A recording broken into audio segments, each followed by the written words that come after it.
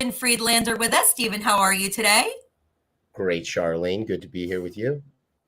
And, Stephen is a live testimony of how the metaverse works when you just, you know, stay organic and stay in your timing. And, Stephen kind of peeked over the metaverse fence about a year or so ago and was like, what are you guys doing over there?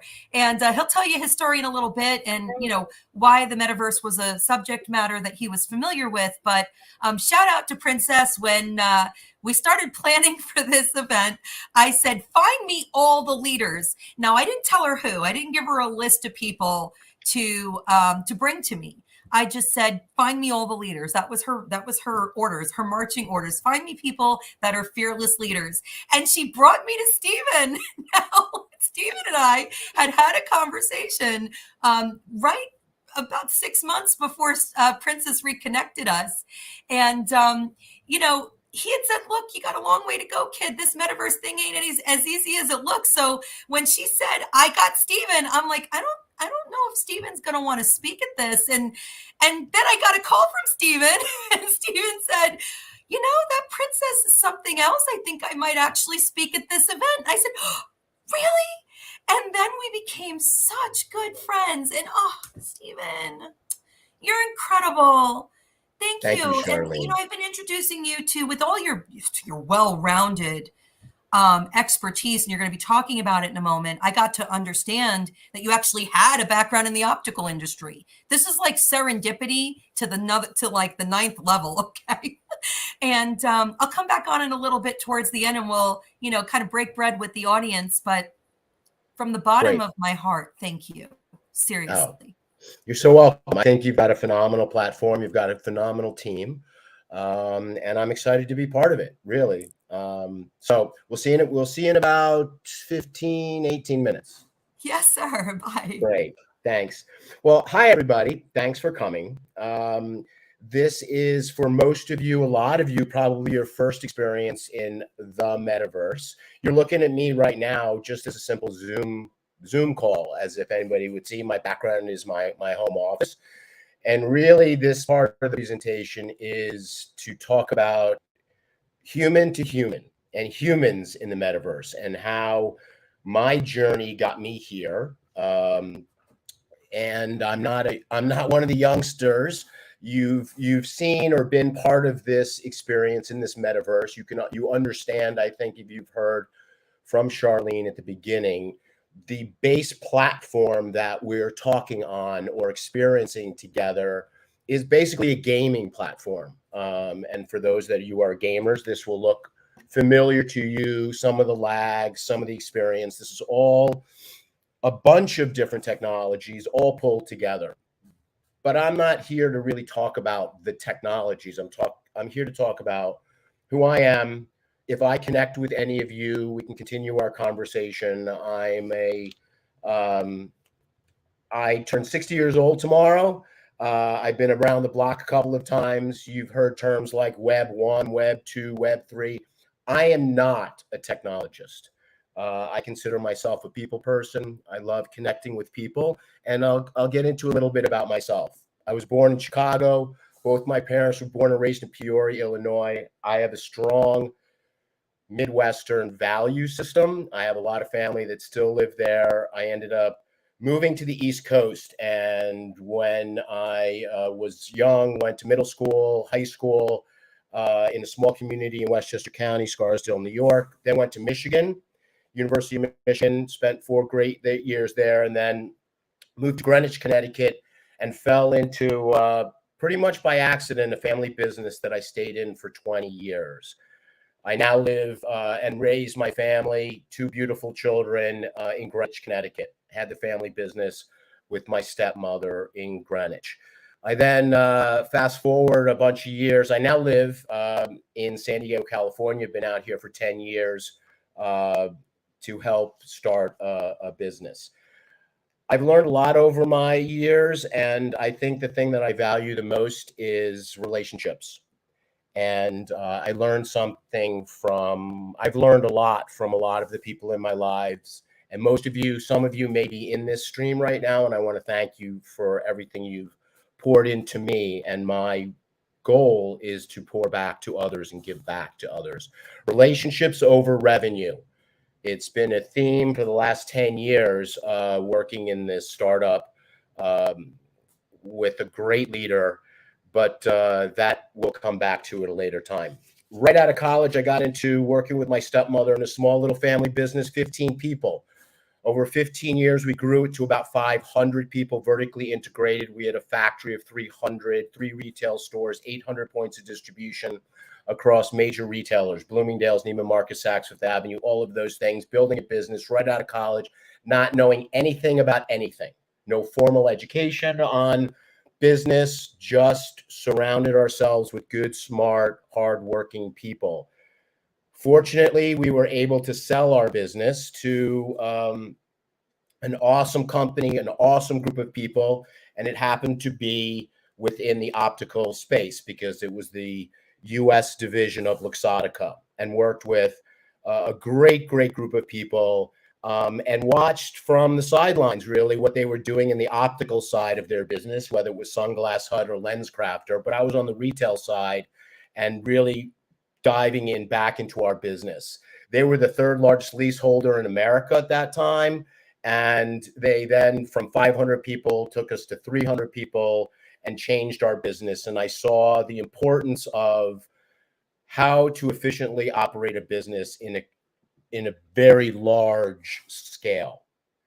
From there, I was exposed. I stayed there for the transition, was there for a couple of years, and got exposed to a group of private equity guys who are awesome and really gave me the opportunity to expand my experience. They had expertise that I didn't have, which I would advise all of you, if you don't have the key skills of finance, legal, accounting, all of those functionalities that are critical to businesses, I didn't have, but was able to be put into opportunities where, as an operator of a business, it became very important. I chose, after working with the Carolee business, which I had the opportunity also to be a licensee for Ralph Lauren and had that experience to see how that part of the world works. From there, I had the opportunity to work in retail, but in real estate development. I went to work for a family business that had 50 projects, over $1 billion in construction value. Everything from strip malls to major malls with Macy's as the anchor. We transformed a lot of the properties into mixed use to create environments, communities for gathering, where you live, where you shop, where you eat, where you're entertained, which in today's world, those are pretty common factors. For me, the problem was it was too slow. I came from an environment which was fashion, changed five times a year. The problem with real estate development is if you were stuck with a bad piece of real estate, you couldn't move it. You couldn't do much to it. But I was also exposed at that time to some new technologies. Basically, people were looking at traffic patterns, demographics, and there was a new technology, a layer called psychographics, where people shopped, but what they shopped for, the kinds of people they were, the terms, yuppies, and all of those characteristics, which we now call insights and characteristics on how you can build audiences and how you can create your community. So that was where I first learned that there was more to data that I realized. From there, I had the phenomenal opportunity through the private equity firm to get into really new technology. I went to work for a company. We took over a company called Quicker, which was new technology, and they built Bluetooth marketing hotspots in malls around the country, in certain places. And this is before Wi-Fi was everywhere.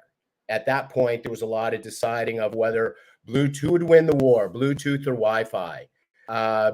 So Wi-Fi won, but we were building Bluetooth hotspots. At the same time, Apple decided to enter the game of mobile phones. We built,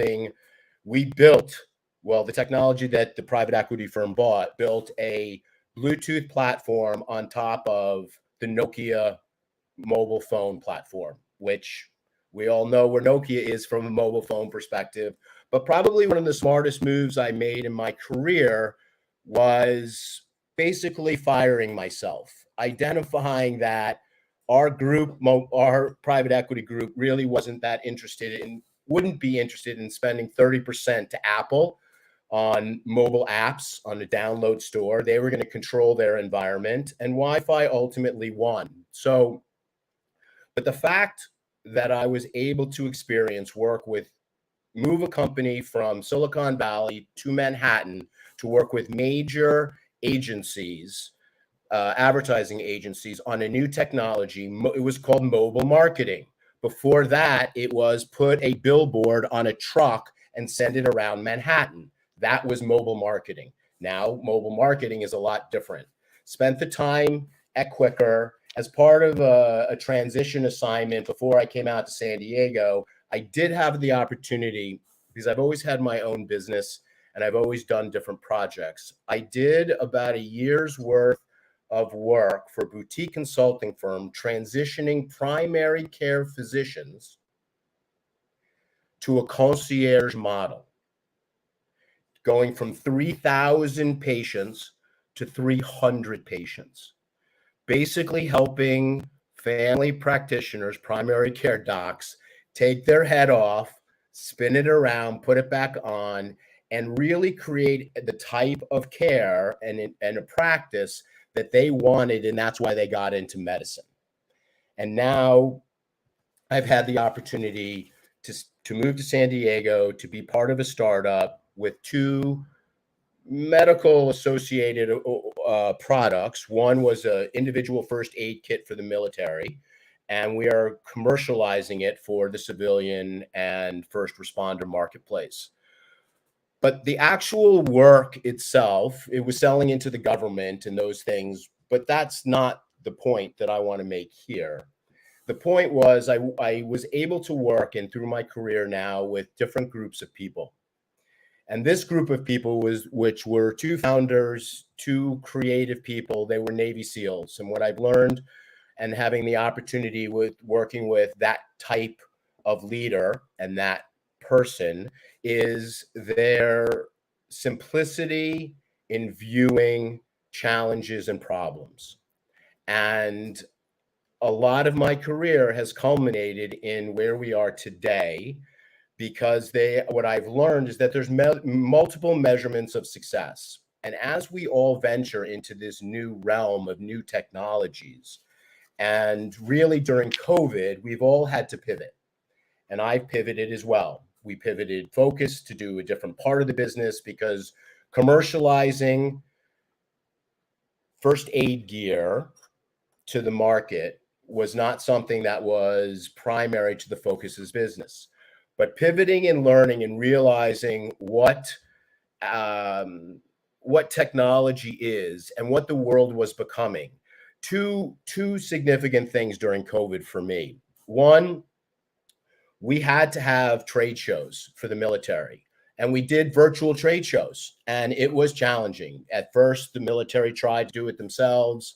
The government tried to do it themselves. We got third-party people to do it. And during COVID, I did 4. And 2 of them were great. 2 of them were not great. And I parked that. The other was Zoom. Everybody started using Zoom. We're all very comfortable now using Zoom. The adoption of technology on something like Zoom, which Zoom is an old technology, not Zoom isn't old, but face-to-face video technology is not that old. The other thing, which we were doing back when we were doing Bluetooth marketing, QR codes. Now, is that Web 1? Is that Web 2? Is that Web 3? Well, it's used now a lot. And if you see it, everyone's comfortable with it. But then what I did personally is I did 2 things. I started a new business, had a customer, and I started doing digital real estate development. What is that? Well, it's everything that I was doing in the real world, IRL, in real world, in real life, IRL. But I could move the buildings if the building was in a wrong spot. And if you check out some of my social media stuff, there's a YouTube video out there, which is a 1.5 minutes, which shows you what we built. Someone came to me and said, I have a vision of what I want to build. And Charlene mentioned we got connected a year and a half ago because I hired and have a great person, one of the greatest people I've met in the Web3 space. His name is Mitch. He's part of my connections. He lives in Perth, Australia, and we met him, me and the founder, the founder of Alpine. We met him because we needed coaching. We didn't know anything, and he is and has a nice way about him, a crypto coach, because there's a lot about cryptocurrency, Web3, whether it's blockchain, how the blockchains work, a lot of these terms and things that you're experiencing, things that you're going to hear. I'm telling you, I knew nothing. I still don't know much, but in my heart, I will always protect you as the brand, the founder, the owner, so that you can build your business. Part of what Charlene and what the vision that we have is most businesses, a lot of businesses that are part of this weekend's events don't have an IT person, don't have a technologist on staff. Business process enablement, those types of things, sales, marketing. We want doctors to be doctors, engineers to be engineers. We want people to not have issues with some of the challenges in their life. I spent a year and a half developing a virtual real estate in the sandbox. If you haven't heard of what the sandbox is, I'd look into it. Just Google the sandbox. It's owned by one of the largest gaming companies in the world, Animoca Brands. They own several different properties, but the sandbox is probably the largest metaverse right now. It's a game. It's built in a technology which is very unique, which if you see it and you look at it, and the largest brands in the world have locations and places within the sandbox. What I realized after spending a few minutes with Charlene and seeing what she built with the Omniverse City and the technologists that she has on her team, I knew that I needed to be involved. My first involvement was peripheral because I didn't know how I personally could be involved, but I wanted to watch. But what I realized after I have now spent almost a year with Mobiquity Technologies, I'm now, since January, the VP of Marketing, which is a public company. They're in the ad tech programmatic advertising. They did a merger of two wonderful companies, supply side of the advertising, which is, who supplies the ads. The other is the demand side, who places the ads. They are data scientists is probably the best way to describe them, in understanding audiences, where people travel, how they travel, what people's characteristics they are, what's delivering appropriate content to appropriate audiences, and building communities. When I realized this, and they're doing it on a very large scale, but it's very traditional Web 2. They have technologists that are looking into all of the APIs on Unity and a lot of the new technologies in the gaming platforms, because there is, and the importance, what I've learned through all of my career, and I've learned a lot from Charlene, is the new language, the new words that are used for these things. What's the same through my 40 years of business career in 5 different industries and talking to people is building community is the same as gaining customers and trust and value through whatever language you want to say is really what we're here to do. And I'm really pleased because now we do have a strategic alliance between Mobiquity and Charlene and all of her entities to use the horsepower and knowledge to really create value for the individual operator of their business. We want to take the power of the technology and give it back to the end user. And I'm here to support Charlene's mission and vision, as I have with a lot of founders in my career. I think the one word that really exemplifies Charlene and the team and the group is trust. And I'm grateful to have people in the audience that I've worked with, that I currently work with, have passed, whoever watches this in the future, I look forward to the future because the vision is awesome. And any questions, I'm available. Charlene, where do we go from here? You know, I was trying to find a place that we were going to fit this subject matter in, and I should have realized that this was it. So, in the last 10 minutes that we have, first of all, shout out to Frank Michael, who's in the audience. If you want to come on, I don't want to pull you up because I know sometimes, first of all, you're in a different time zone. But Frank is just an incredible human being because he's one of the few people I've met in Web3 that really understands the fundamentals of existing platforms, like, for instance, Google, and some of the changes that they're having to make very fast in real time. A lot of people don't know all of the ways that Google is changing their Google Maps infrastructure just by making it easier to deliver AR ads on site and geolocking them to these different locations. For most of you, you probably don't even know what the hell I just said, but you have to because Google and Facebook and Instagram were a safety net for a lot of businesses that had money. For those who didn't have money, it was just an Achilles heel. It was a slot machine. You pump money in. You don't know what the hell a pixel is, so you're not putting pixels in the places that you should to track where people are going. And even if you did, it's just a really stupid way to grow your business. It's ridiculous. And about 10 years ago, not even like 5 years ago, a lot of these platforms started playing Russian roulette with their algorithm structure. So what worked a year ago that got you to the successful point that you were in doesn't work anymore. And Google built a very specific, Google specifically. So again, Google is going to power mostly your organic search engine placement. And then of course you can run Google ads. A lot of businesses don't run Google ads. So they hope that what they do through their Google business profile and their website and their, adding blogs and whatever backlinks they can get, they hope that that gets them enough visibility so that they can compete because they don't have the money to run ads. And now there's a big debate on whether ads are even effective anymore. So I think it's really great to have you, Stephen, and the Mobiquity team, they have like a giant spotlight on this data because of the large volumes of data that they're able to analyze. Now, if you don't have access to a company like Mobiquity, you better hope to God that you've been tracking this stuff for a very long time because the legacy platform that used to track all this stuff is gone. It's going away. And most people in the audience or have seen the cookie, the opt-out in cookies and what cookies mean. Most people don't even understand what all of that means. But people have used, as you really clearly said, have used Google and Google Ads. It's been a monopoly. They utilize it.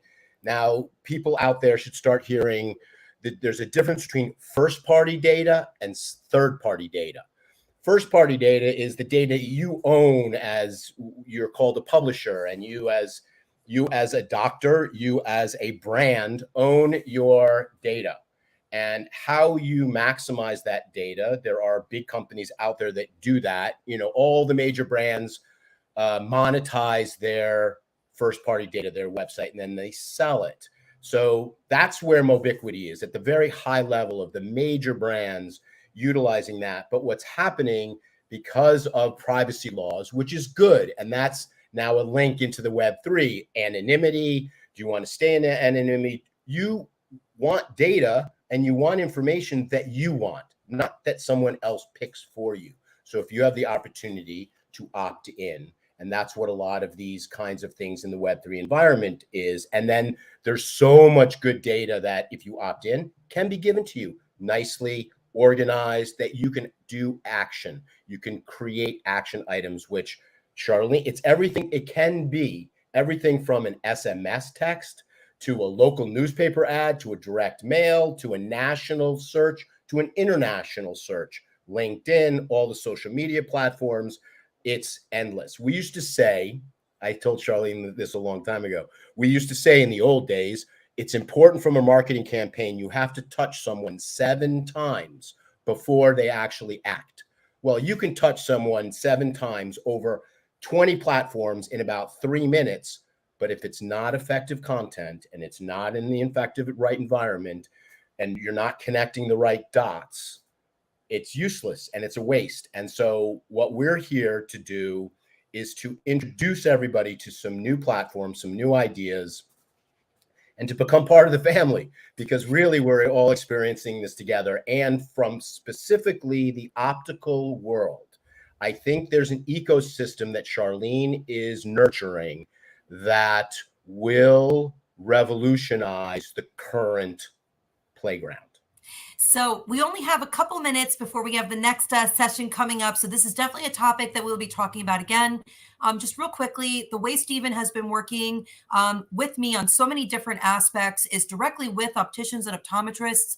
I mentioned before that I'm the founder of Sell Smart, Not Hard. So I do have, I think Frank was having trouble with his mic. I do have a digital marketing company. I do have clients that I work with. There are a lot of opticians and optometrists have the same issues. You might have heard the term media buying before. So media buying is where a lot of that advertising used to come into play. There's a new opportunity. Media buying is going to be replaced by something else, probably something that's a hybrid between community management and having a company like Mobiquity that can work in these niche industries like optical and work with enough opticians and optometrists around the country and around the world that they can see some common denominators and search trends and behavioral patterns. So now you're not relying on Google to, determine what this intent means, because Google may not understand the difference between blue light protection and, something like Hue lens technology. But, we do, right? So we can see not only the search intent and trends, but we can use our knowledge and our eyes and ears that we have on the front lines to say, wait, why are people looking for this? Because people don't know how to look for this stuff, okay? They're not like, show me progressive lens technology that has a natural vision ability that eliminates the swim and narrow. No, they don't know how to. They're like, help me to see. Like, that's not enough. That's not enough information. So giving our industry a tool like Mobiquity's deep data intelligence and putting it in the power of the doctor's hands, the optician's hands, so we can finally teach you guys how to understand what people are asking for, because they're not going to tell you to your face. They're searching and they don't even know how to communicate with you. So illuminating the search is the opposite of how data used to be used. It used to be used to kind of creep you out and follow you. But now it's to get what's called anonymous data. You don't know who it is, but it's a lot of people. So there's a common trend here. Let's get ready for it. This is going to prepare us for this new on-demand way that we need to prepare. Search before relies on months and months and months of marketing patterns to make decisions. We can't afford to make decisions with 90 days run rate, because 90 days in the metaverse world, which is going to be where all of us are in the next 6 to 12 months, is like a year. 90 days is a year. 90 days is not acceptable anymore. You need to be ready to make decisions now for what people are searching for now. Frank, thank you for joining us. And we may be like 2 minutes late starting our next session. I'll just wrap up. But Frank, I'm so glad you joined us today. How are you? I'm very good. It's wonderful to be here. Obviously, I'm in the UK. It's very hot here, so and I just got back from work. So I'm aware that there's many people who would obviously hear a lot of things, especially when it comes to technical aspects, and be confused about what it all means, what the metaverse means, what it's aligned to, and everything.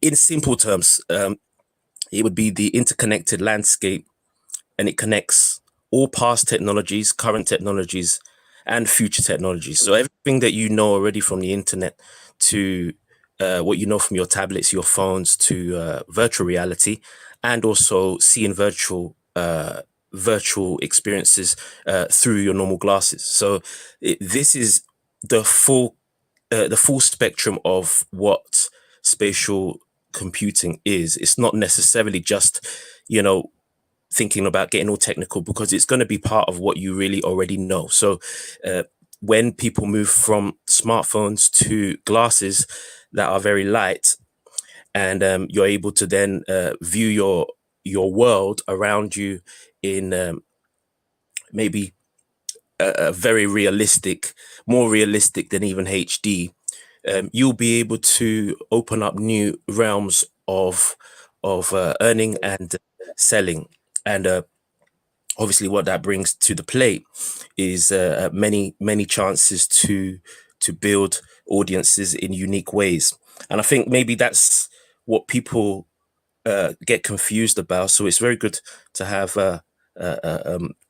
you, Steve, and obviously Charlene explaining everything, because obviously it's not an easy thing to explain to people, because everybody has their own way of seeing it, and obviously the metaverse is going to be the way that you want it to be. When you wake up in the morning, you may decide that you want everybody to look like Big Bird, or you might decide that you want everybody to be a strawberry, and you want a clock to talk to you in the morning.